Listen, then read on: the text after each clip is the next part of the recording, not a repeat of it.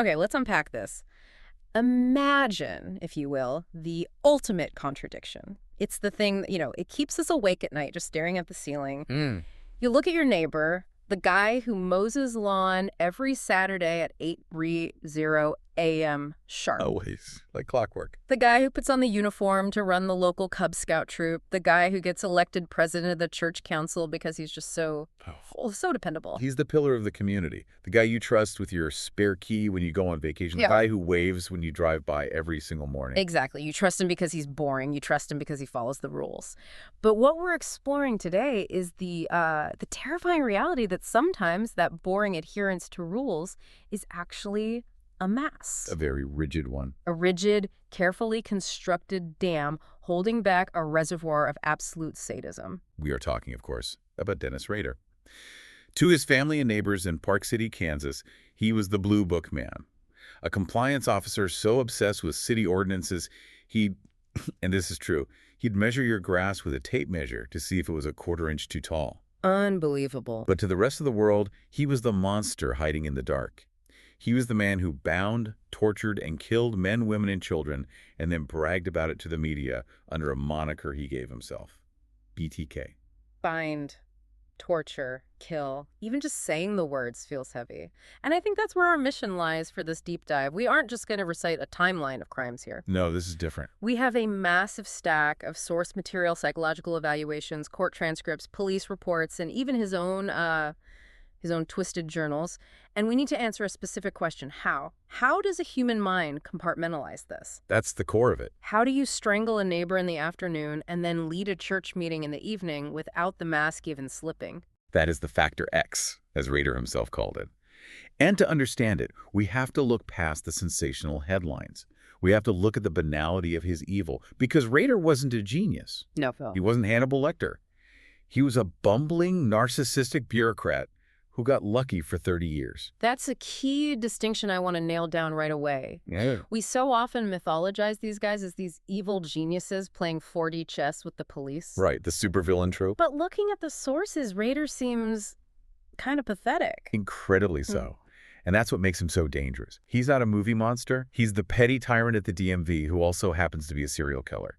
He's the guy who needs to feel superior, whether that's by citing you for a zoning violation or by taking a life. So buckle up. We are going to unpack the psychology of that mask, the devastating failures of the investigation, the hiatus that wasn't really a hiatus, and the sheer dumb luck and massive ego that eventually led to his downfall. Let's dive in. Let's start at the very beginning. 1945, Pittsburgh, Kansas. Dennis Rader enters the world.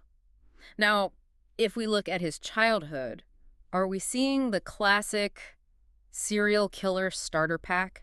The kind of stuff we see in so many other cases. It's interesting because in some ways, yes, and in other ways, not at all.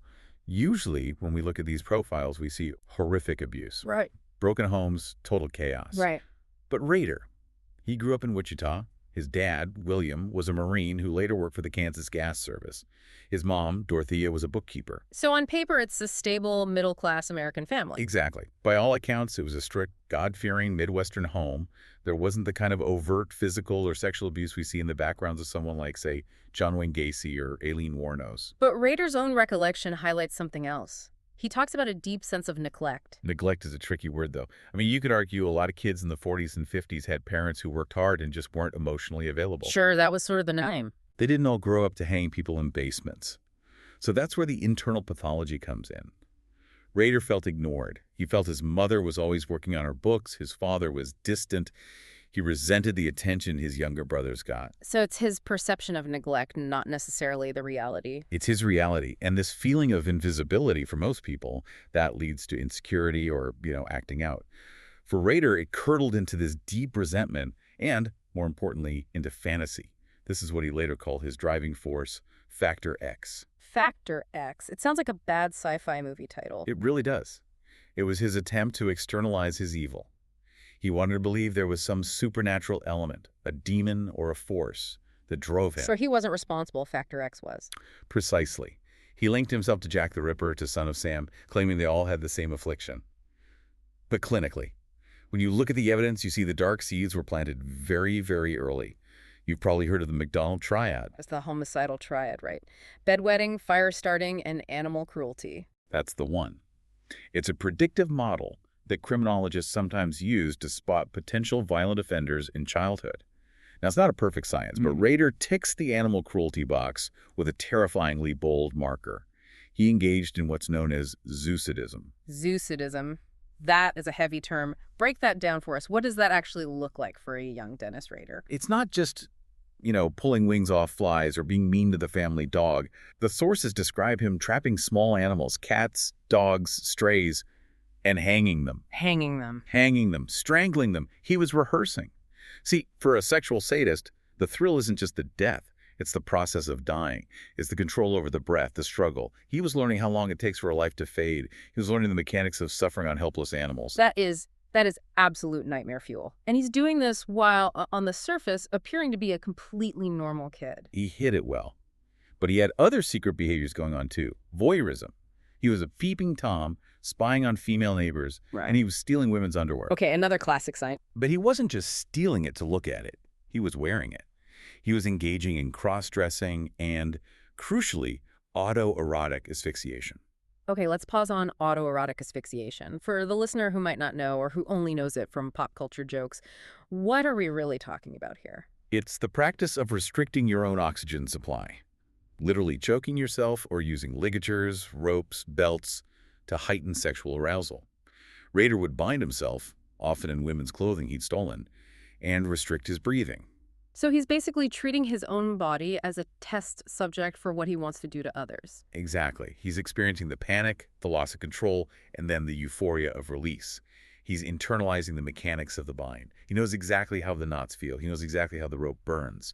So when he later applies this to the Otero family or Nancy Jo Fox, he isn't guessing. He's an expert in the sensation he's inflicting. And despite all this swirling darkness, on paper, he's still ticking all the normal boxes. He drops out of college initially, Kansas Wesleyan, but then he joins the Air Force in 1966. Spends 4 years there, stationed in Alabama, Turkey, Greece, Japan. He's an antenna installer. He even gets a Good Conduct Medal. A Good Conduct Medal. That time in the Air Force is incredibly significant. Rader later credited the military with, and this is a quote, teaching him about sex. But perhaps more importantly, it taught him about structure, knots, discipline. Right. Military is all about procedure, checklists, chain of command, order. And Dennis Rader, the Blue Book man, he loved that. It gave him a framework for his chaos. It gave him the mask. It gave him the professional cover. He learned to inspect antennas, to tie professional knots, to follow a rigid schedule. He took that bureaucratic discipline and he applied it to murder. He didn't just kill people. He had projects. Gotcha. He did reconnaissance. He treated stalking like a military operation. So the Air Force, completely unwittingly, trained BTK on the logistical side of his crimes. In a logistical sense, absolutely. They taught him how to blend in and how to plan meticulously. When he gets his honorable discharge in 1970, he returns to Wichita, not as a chaotic kid who hangs cats, but as a disciplined man ready to begin what he called his work. And he builds the life. He marries Paula Dietz in 1971. They have 2 kids, Carrie and Brian. He goes back to college, Wichita State, and gets a degree in administration of justice. The irony is just suffocating. He's studying the very justice system that is actively hunting for him. It speaks to his staggering arrogance. He believed he was smarter than the professors, smarter than the cops. He's sitting in a criminal justice class learning about evidence collection. And he's probably thinking, I know more about this than you do because I'm actually doing it. Let's talk about his work history, because this is where the mask becomes really, truly terrifying. He worked at the Coleman Company for a bit, and he actually worked alongside 2 of his future victims there, though that connection wasn't made until much, much later. A chilling coincidence. But his main career, the one that defines this period, was with ADT Security Services from 1974 to 1988. Let's just think about that timeline for a second. The mid to late 70s was the absolute peak of his reign of terror. People in Wichita were terrified. They were buying deadbolts, they were buying dogs, and they were buying alarm systems. Specifically because they were afraid of BTK. And who shows up at their door to install the alarm system? The killer himself, Dennis Rader. The man standing in their hallways explaining how to secure their windows, checking their motion sensors, was BTK. It gave him access to homes, detailed knowledge of security layouts, and this profound sense of superiority. He was securing them against himself. It's a level of psychological dominance that is just hard to comprehend. And his coworkers called him the Blue Book Man. Why that name? Because he was rigid. He was obsessed with the rules in the company's blue manual. He would scold people for making small talk or wasting time. He was the guy who would report you for a minor infraction. A total stickler. And later, when he became a compliance officer for Park City in 1991, that behavior ramped up.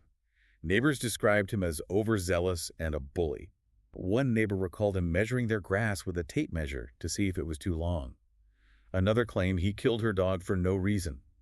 He especially enjoyed harassing single women under the guise of enforcing city ordinances. So it's like he sought out any position that gave him a little bit of power, a little bit of control over other people's lives. Exactly.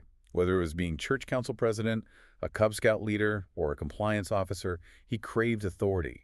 He wanted to impose his will on the world. If he couldn't kill you, he would fine you. But the ultimate authority, in his mind, was the power over life and death. So let's unpack that power. The Reign of Terror really begins on January 15th, 1974, with the Otero family. This wasn't just a murder. This was a massacre that changed the city of Wichita forever. It was the inciting incident, and it established his MO immediately. He targeted the Otero family, Joseph Sr., Julia, and their 2 children, Joseph II, who was only 9, and Josephine, who was 11. And this wasn't random. Not at all. He had been stalking them. He later said he spotted Julia taking the kids to school one day and just decided. He watched their house for weeks. He learned their schedule. The details of this crime are just gruesome, but we need to go through them to understand what we're dealing with here. He parked his car, walked to the house, and the first thing he does is cut the phone lines. A classic tactic he'd use again and again. It isolates the victims. Then he forces his way in at gunpoint after confronting the son, Joey, in the backyard. And once inside, he uses manipulation. He doesn't just start attacking. No, this is key. He told them he was a wanted man from California, just needed money, food, and a car. It's a ruse to ensure compliance. If the victims think it's just a robbery, they cooperate. They think, if I just do what he says, he'll leave, and we'll be okay. He gets them to lie down in the living room. He binds them. That's the B in BTK. And the cruelty. It's layered. Justice Sr. complained of a cracked rib, so Rader puts a pillow under him. It's this moment of faux kindness, this bizarre display of concern right before the ultimate violence. It's about control. Total control. Rader wanted them calm. He didn't want chaos. He wanted to savor the moment and the killing. It was slow. He didn't shoot them. He used ropes. He used plastic bags. He wanted to watch the life leave their eyes. He wanted to be the last thing they saw. And with 11-year-old Josephine, this is the part that is just the hardest to read. He took her to the basement. He separated her from her family. He hanged her from a sewer pipe. And we know from his later confessions, in sickening detail, that this wasn't just murder for him. It was a profound sexual event. He watched her struggle. He derived intense pleasure from her terror. This was Factor X, fully, completely unleashed. And then the coolness of it all. After killing 4 people, he steals the family car, drives to a Dillon's grocery store parking lot, realizes he dropped a knife at the scene, and he drives back. He returns to the house. He returns to the house with 4 dead bodies inside just to retrieve his knife. That's the risk-taking behavior. It shows you his mindset. He was getting a high, not just from the killing, but from the proximity to getting caught and getting away with it. And then notice what happens afterward. 3 brothers initially confessed to these murders. False confessions. Right, which happened when police put intense pressure on vulnerable suspects. But Rader couldn't stand that. He needed the credit for his work. So in October 1974, 9 months later, he writes a letter to the Wichita Eagle. He stuffs it inside an engineering textbook at the public library. And what does it say? It gives details only the killer would know. He proves it was him. And he says, quote, "I did it by myself and no one's help." He was establishing his brand from the very beginning. The BTK brand. He actually suggested a few names in his early communications, the Wichita Strangler, the Asphyxiator. But BTK was the one that stuck. It was a marketing campaign for fear. He wanted a catchy, terrifying acronym. And he didn't stop there. In April 1974, just a few months after the Oteros, he targets Catherine Bright. This one, though, it didn't go exactly to plan for him. No, and this is a crucial case because we have a survivor. Catherine Bright was 21 years old. Rader was waiting in her home. He broke in through a sliding glass door. When she arrived with her brother, Kevin, Rader used the same ruse. "I'm wanted, I just need money." The same script. He forces Kevin to tie up his own sister. Then Rader ties up Kevin. But Kevin wasn't as subdued as Rader hoped. He fought back. Rader tried to strangle Kevin, but Kevin managed to struggle. So Rader shoots him. Twice. Once in the forehead, once in the face. Yeah. Miraculously, Kevin plays dead. The moment Rader leaves the room to deal with Catherine, Kevin gets up and runs. He escapes. He survives. A hero. An absolute hero. And that panic, that loss of total control, it caused Rader to change his plan with Catherine. He couldn't strangle her as he intended because she was fighting too hard, and he was pressed for time, knowing Kevin might bring help any second. So he stabbed her. Repeatedly. It was messy. It wasn't the clean, controlled project he had envisioned. He called it Project Lights Out, but for him, it was a failure in execution. The fact he calls them projects, it's so clinical. It just strips all the humanity away from the victim. That's the point. To him, they were tasks to be completed, items on a checklist, not people. Then in 1977, 3 years later, he strikes again. Shirley v. Relford. And this one involves children again in a way that is just stomach-turning. This was a random victim in the sense that his intended target, another woman he'd been stalking, wasn't home, though he went hunting. He saw Shirley's 5-year-old son walking down the street. And he approaches the child. Yes. He plays the role of a detective, shows the boy a picture of a woman, it was actually a picture of Rader's own wife, and asks if the boy recognizes her. He uses the child to gain entry into the home. He tricks a 5-year-old into letting him in the door. Once he's inside, he realizes there are 3 kids there. He locks them in the bathroom. And he gives them toys. Toys? He barricaded them in the bathroom with toys and blankets to keep them comfortable while he murdered their mother in the bedroom. It's that bizarre, sickening juxtaposition of the rule-following, polite persona and the monster. So he binds Shirley, Puts a bag over her head and strangles her. He later admitted he intended to kill the children too, but the phone rang. One of the kids shouted that it was someone who would be visiting soon. It spooked him. He fled. Those children survived because of a phone call. Later that same year, December 1977, Nancy Jo Fox. He called this one Project Fox Hunt. He had been stalking her for some time. He cut the phone lines, waited for her in her home. This murder demonstrated the ritualistic aspect he was developing. He used a belt. He told police later about the process of loosening and tightening the belt, bringing her to the edge of unconsciousness, and then back again. He was prolonging it. Prolonging the control, prolonging the terror. And then the next morning, he drives to a phone booth and calls the police to report the homicide. He tells them exactly where to find the body. He wanted the headline. He needed it. This brings us to the game. Rader wasn't just killing in a vacuum. He was performing for an audience. He wanted the entire city of Wichita to know his name and fear it. He was an absolute narcissist. The killing satisfied a deep-seated sexual urge. But the letters, the communication, that satisfied his ego. In February 1978, he sends a letter to a local TV station, KKK TV.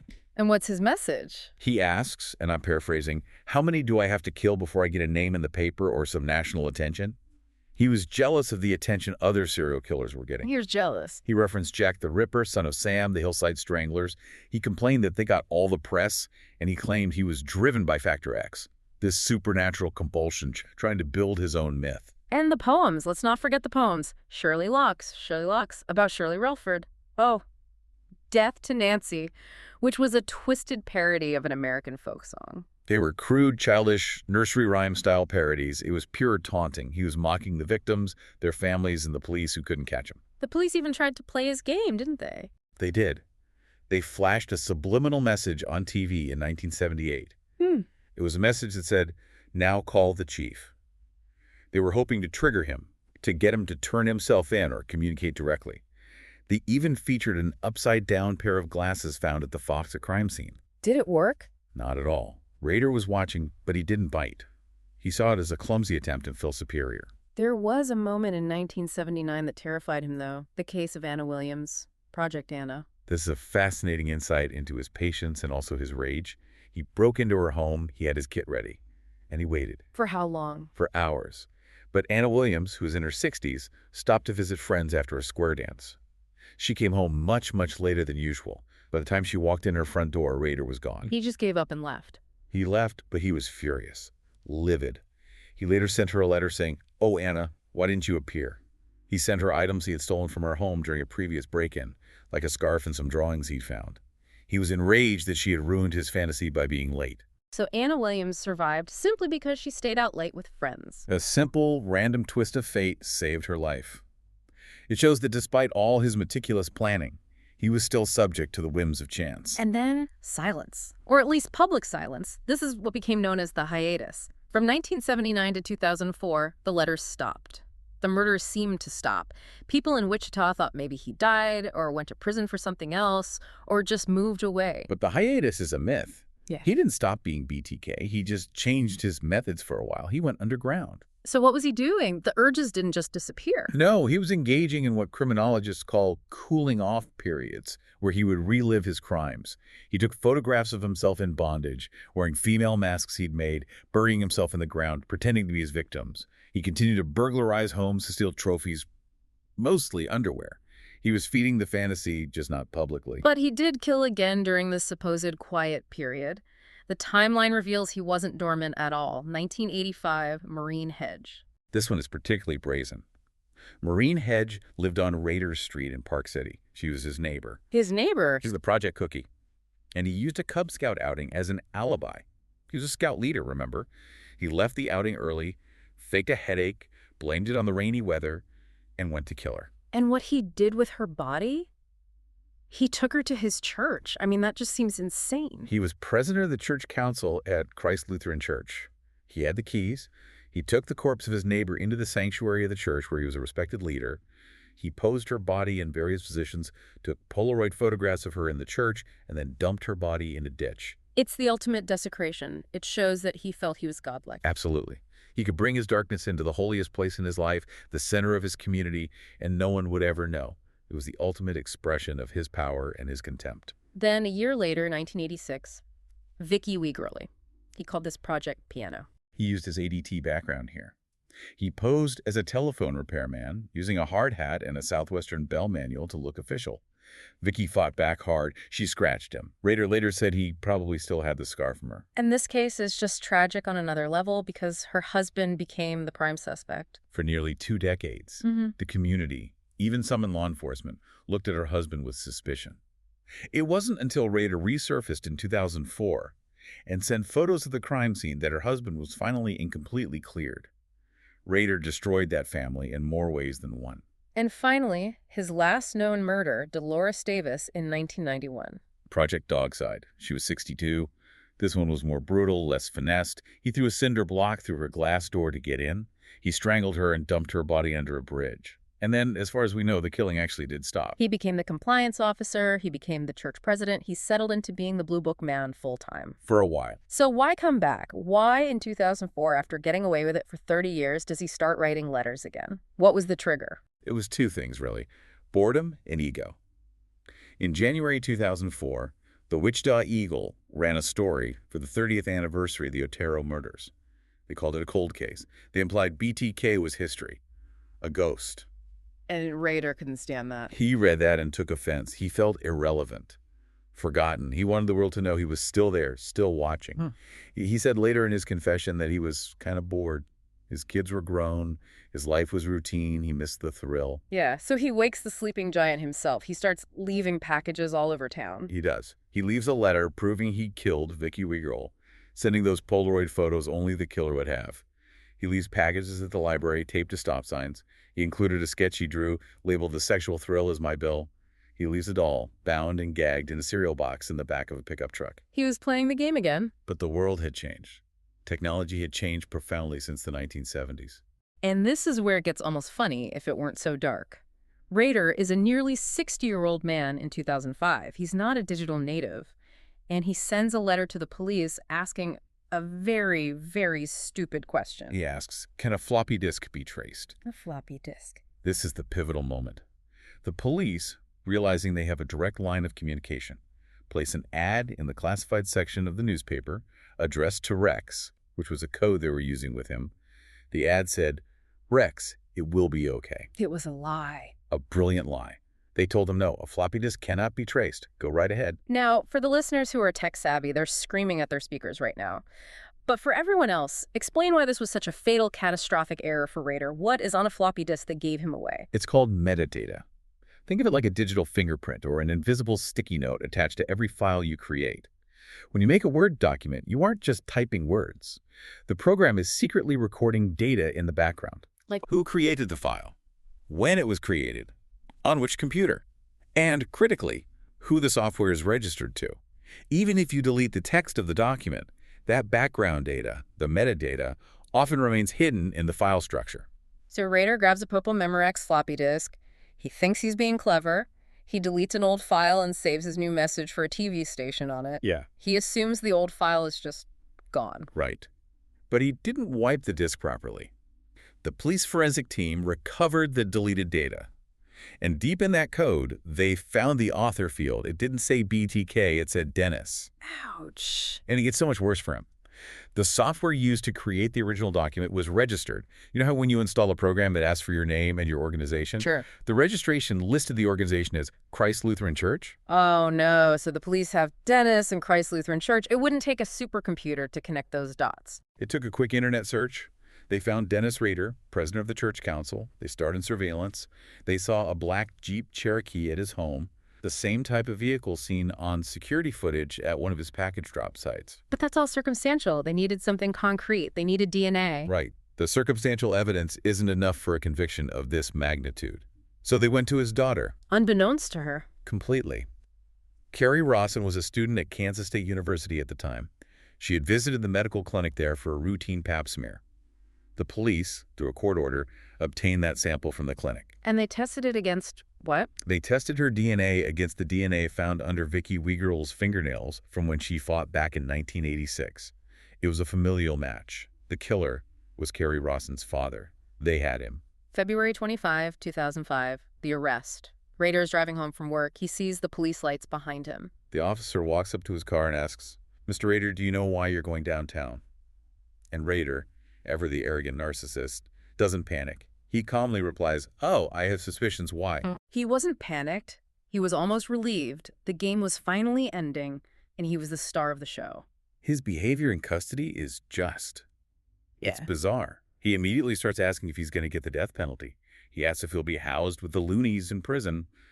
And get this, he asked the officer to label his water cup BTK instead of his name before they put it in the evidence fridge. He was proud of the brand. He wanted the recognition. He was BTK. And when it came to the courtroom, that pride was on full, horrifying display.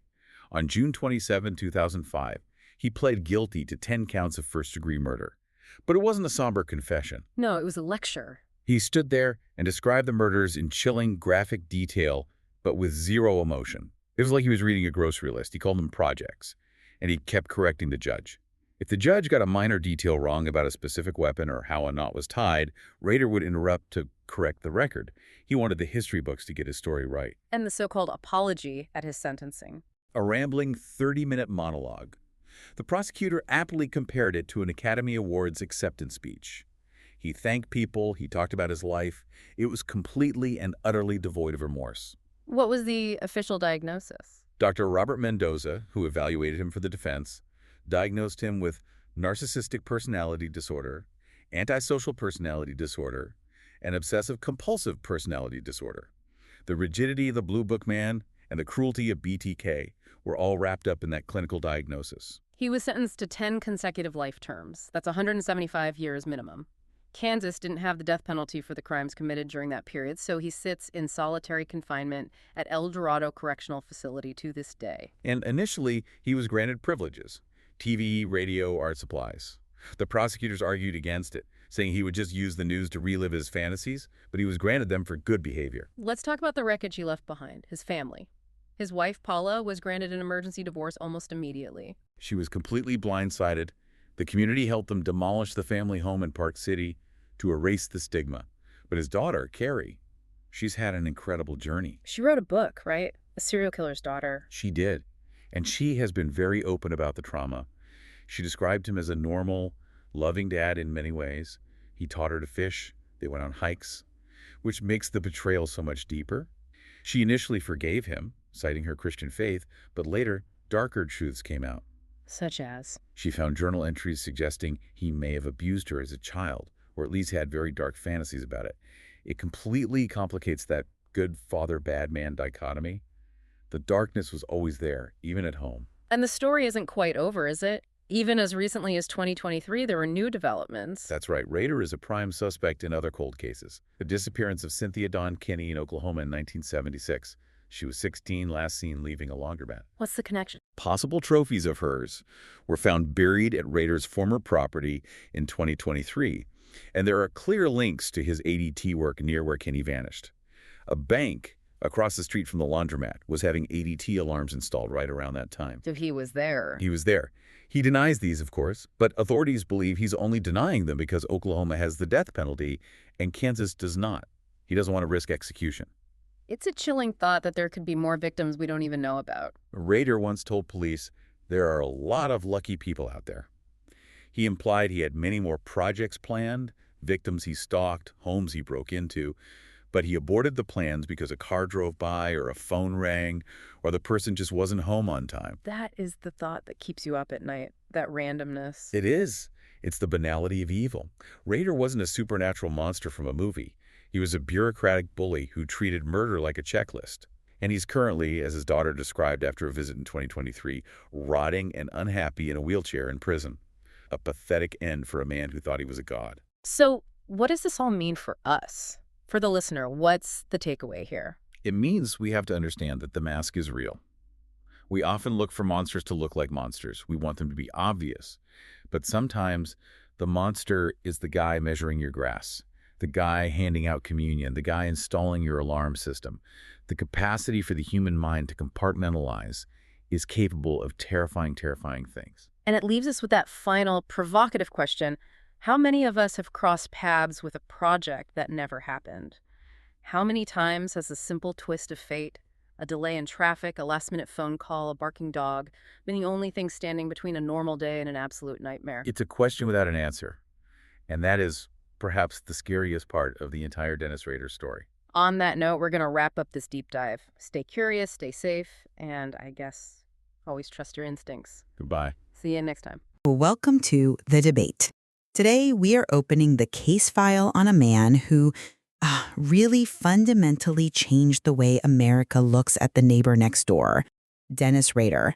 To the public, he was the president of the church council, a Cub Scout leader, a compliance officer who would, measure your grass height to the inch. But to history, he is BTK, bind, torture, kill. Yeah, it's a case that, it keeps criminologists up at night. And not just because of the brutality. 10 murders between 1974 and 1991, but because of the timeline. He operated in the shadows of Wichita, Kansas for 30 years. And that duration is really the crux of our disagreement today. When we look at a criminal career that spans 3 decades without capture, the natural inclination is to assume we're dealing with a genius, a Hannibal Lecter figure who outsmarted the system at every turn. My position is that this is exactly what Rader was, a sophisticated, disciplined, and psychologically compartmentalized mastermind who manipulated law enforcement and the media to maintain a perfect double life. And I'm here to tear that myth down. I believe that when you strip away the scary nickname and the, self-aggrandizing letters, what you find is not a genius, but a bumbling, disorganized narcissist who was just phenomenally lucky. I argue that Dennis Rader didn't evade capture because he was brilliant. He evaded capture because police work in the 1970s was limited, and because he eventually stopped killing before DNA forensics could really catch up. He was a lucky amateur who eventually talked himself into a life sentence because of his own stupidity. I think you're vastly underestimating the discipline required to hold back a compulsion like that for so long. But let's lay out the case. I'll start. My argument for Rader as a mastermind, it really rests on his methodology. This wasn't some drifter killing in a fit of rage. This was a man who treated murder like a corporate project. In fact, that's exactly what he called them. He referred to his victims as projects. When he targeted Nancy Jo Fox, he dubbed it Project Fox Hunt. For Vicky Wagergol, it was Project Piano. He engaged in weeks of surveillance, learning schedules, tracking movements, and documenting everything in files. Look at his background. Staff sergeant in the U.S. Air Force, a Bachelor of Science in the Administration of Justice. He worked for ADT Security Services from 1974 to 1988, the exact peak of his killing spree. His coworkers called him the Blue Book Man. the Blue Book man. Yes, because of his obsession with the employee manual, the Blue Book. He was rigid, obsessed with procedure. He'd scold people for talking about their weekends during work hours because it violated company time. And he applied that same professional rigidity to his crimes. Look at the Otero family murders in 1974. This is his first strike, and he takes out 4 people, Joseph, Julia, and 2 children simultaneously. He cut the phone lines exterior to the house. He brought pre-cut ropes. He managed the crowd control of a terrified family at gunpoint. That isn't luck. That is a tactical operation executed by a man who had total control over his environment. He then went home and successfully played the role of the suburban father for 30 years. You don't manage that kind of psychological split without a terrifyingly organized mind. See, you look at the Otero orders and see tactical brilliance. I look at the exact same crime scene and I see a comedy of errors that should have ended his career on day one. Yes, you mentioned he controlled the family. Yes, tragically he did. But look at the exit. He was so flustered after the killings that he realized, only after leaving the house, that he had left a knife in the backyard, a murder weapon, just sitting in the grass. He didn't just walk back. He had to drive the Otero family's car back to the scene, risking being seen by neighbors or responding officers just to retrieve his mistake. That is not the cool, calculated behavior of a mastermind. That's panic. My position is that Rader's entire career is defined by these near misses. He wasn't the Blue Book man of murder. He was a fumbler.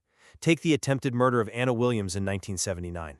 He did his stalking, he did his project planning, he broke in and waited for her, but simply because she stayed out later than usual, a basic variable he failed to account for, he got bored and angry. He described himself as absolutely livid. He didn't adapt, he just left. He lacked the patience of a true professional.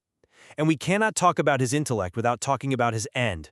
The man asked the police, in writing, if a floppy disk could be traced. The police put an ad in the paper effectively saying, "No, Rex, it's fine," and he believed the people hunting him. He handed them the digital evidence that put him away, because he had a God complex that blinded him to reality. That isn't a mastermind. That is a gullible fool who believed his own press. I think characterizing the Anna Williams incident as boredom is, well, it's a bit reductionist. Aborting a mission when the parameters change is actually a sign of risk management, not incompetence. A disorganized killer waits until he gets caught. A disciplined one cuts his losses. But let's dig into the actual mechanics of the crimes. This is our first area of debate: operational security and planning.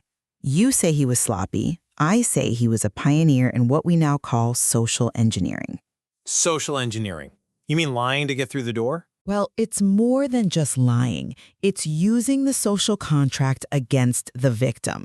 Look at the Shirley V. Ann Rolford case. Rader didn't kick the door down. He approached her son, Stephen. He showed the boy a picture of his own family, his wife, his child, using them as props to establish trust. He pretended to be a detective. He got the child to identify the people in the photo, built a rapport, and walked right in. Or look at Vicky Wagrel. He utilized his actual professional background. He dressed as a telephone repairman. He wore an ADT hard hat. He carried a Southwestern Bell manual. He knew that in the 1980s, if a man in a uniform showed up with a clipboard, you let him in. He weaponized his day job. He was installing alarms for people terrified of BTK, using that knowledge to bypass the security of his victims. That is a level of integration and planning that is undeniably sophisticated. I'll grant you the ruses were effective, but that's low-hanging fruit. I mean, anyone can buy a hard hat. When the pressure was actually on, when the violence started, his planning usually just fell apart. Let's look at the murder of Catherine Bright in 1974. This is the counter-argument to your tactical control theory. He was hiding in the home, waiting, but before anything even happened, his gun went off. Why? Because, as he admitted later, it had a delicate trigger, and he was clumsy. He panicked because he thought the gunshot would alert the neighbors. Then, when Catherine and her brother Kevin arrived, Rader completely lost control of the room. He tried to strangle Kevin. It didn't work. He shot Kevin in the face. Kevin Bright, who had just been shot in the head, still managed to play dead, wait for an opening, and then bolt out of the house to flag down help. Rader was left scrambling. And his escape? He tried to steal Catherine's truck. Couldn't get it started. He had to run on foot back to his own car, which he had foolishly parked at Wichita State University, a public place with witnesses. If the police had been 5 minutes faster, or if Kevin Bright had been conscious enough to give a description immediately, Rader is caught in 1974. He survived that night through sheer luck and the resilience of a victim, not because of his skill. The Bright case was a mess, I agree, but that was early in his development. You have to look at the trajectory. He learned. He adopted. He stopped making those ballistic errors. You mentioned the blue book mentality. Well, he applied that to his mistakes. By the time we get to the 1980s, he isn't having guns go off accidentally. He started studying police procedure. Look at the Dolores Davis murder in 1991. It was the dead of winter. His original plan likely involved a stealth entry, but it was freezing, so he assessed the situation and threw a cinder block through the window. Now, you could call that impulsive, but he weighed the risk of noise against the risk of exposure and hypothermia. He then took her body, and later he discarded her keys on the roof of her house. Why? Because he had read in the newspaper that during the Otero investigation, police looked for keys on the roof. He was reading the opposition's playbook and adjusting his behavior to confuse them. I interpret the Dolores Davis entry differently. Throwing a brick through a plate glass window in a quiet neighborhood isn't a tactical adjustment. It's impatience. It's, I'm cold and I want to get inside. And let's talk about the Marine Hedge murder in 1985. This is well into his so-called experienced phase. He kills her in her home, but then, driven by this bizarre fantasy, he puts her body in the trunk of her car and drives her to the Christ Lutheran Church. He had keys because he was on the council. He drags a corpse into the sanctuary. He sets up lights. He takes Polaroids of the body in various positions in the church. I mean, think about the liability. This is a public building. If a janitor comes in, if a parishioner needs a hymnal, if a cop drives by and sees a light on, he is caught red-handed with a body. And then he dumps the body in a ditch. This isn't operational security. This is a man whose fantasy life completely overrode his survival instinct. He was taking massive, stupid risks because he got a thrill out of defiling the holy space he was supposed to be protecting. And yet, he wasn't caught. That's the scoreboard, isn't it? He cleaned the scene. He removed the black plastic sheets he used to block the windows. He left no forensic trace in that church. It was risky, yes, but the fact that he pulled it off suggests he knew the cleaning schedules, the patrol routes, and the risks better than anyone else. It reinforces his control over his environment. But this brings us to the second pillar of the debate, which I think is even more fascinating: the psychology of the double life. Or the mask of sanity, as Cleckley would call it. Exactly. We are talking about a man who was married to his wife, Paula, since 1971. They raised 2 children, Carrie and Brian. Rader had trophies in his house, Polaroids, jewelry, hidden in floorboards and sheds. Yet, for 3 decades, his wife had 0 clue. His children had 0 clue. We aren't just talking about hiding a smoking habit. He was hiding a monster. And he didn't just hide, he integrated. He was a census supervisor. He was a compliance officer for Park City. He was the president of the church council. Most disorganized killers, the bumblers you describe, they can't maintain steady employment. They drift. They act on impulse. Rader showed up to work on time for 20 years. And consider the hiatus. He stopped killing between 1991 and 2004. Serial killers are driven by compulsion. Rader claimed he substituted the killings with autoerotic asphyxiation and fantasy scenarios he photographed, but he stopped the physical act of murder.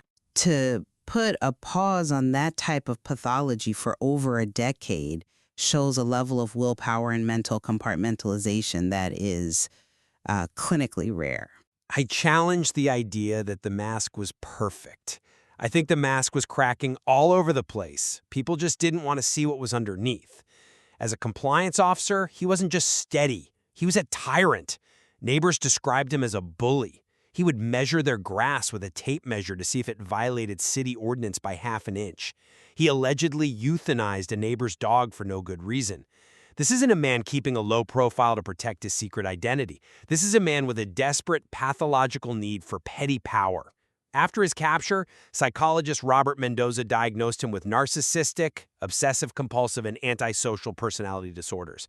Mendoza noted a grandiose sense of self. That narcissism is the opposite of the gray man theory. He wasn't hiding because he was smart. He was hiding, but he was screaming for attention in every other way. Bullying neighbors, dominating the church council. He was an unbearable person to be around, which actually explains why he was caught. He couldn't help but reach out. But that abrasiveness worked as camouflage. That's the irony. Who suspects the annoying guy with the tape measure is a serial killer? You expect the killer to be the quiet loner, not the over-involved bureaucrat. It's the banality of evil in its purest form. And regarding the need for attention, that brings us to the final and perhaps most controversial aspect, the communications and his ultimate downfall. You see his letters as stupidity. I see them, at least initially, as psychological warfare. I see them as a desperate plea for validation. In the 1970s, he held the city of Wichita hostage. He wrote to the Wichita Eagle detailing the Otero murders to prove he was the real deal, dispelling false confessions. He sent the Shirley Locks poem. He sent the Ode Deaf to Nancy parody. In 1978, he sent a letter to KAKE, Van TV, demanding they communicate with him via a subliminal message on the news. He wanted them to flash a visual signal, and the police did it. They flashed a split-second graphic saying, "Now call the chief," during the evening news. He was puppeteering the investigation. He made the police dance to his tune. That is a position of power. It was a game, but it was a game played by a child. He resurfaced in 2004 not because he had a master plan, but because he was bored and insecure. The Wichita Eagle ran a story on the 30th anniversary of the Otero murders implying BTK was dead or in prison. His ego couldn't handle being forgotten. And let's look at the quality of these mastermind communications in the 2000s. He leaves a package taped to a stop sign.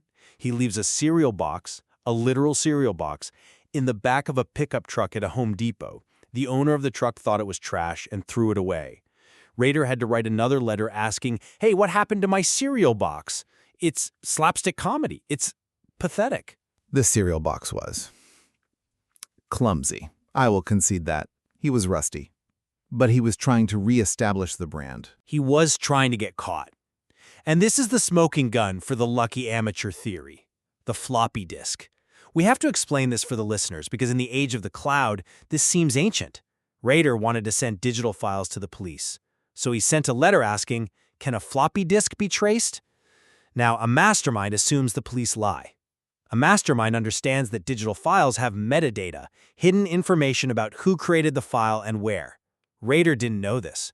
The police put an ad in the paper. "Rex, it will be okay." They lied to him, and he bought it. Hook, line, and sinker. He sent a purple Memorex floppy disk to KSAS-TV. The police popped it into a computer. They looked at the metadata of the Word document. It said the file was last modified by a user named Dennis and referenced Christ Lutheran Church. It took them about 15 minutes to find him. He wasn't caught by Sherlock Holmes. He was caught because he put his name on the evidence. It was a catastrophic failure of technological literacy. Absolutely. Rader was a man of the 70s trying to operate in 2005.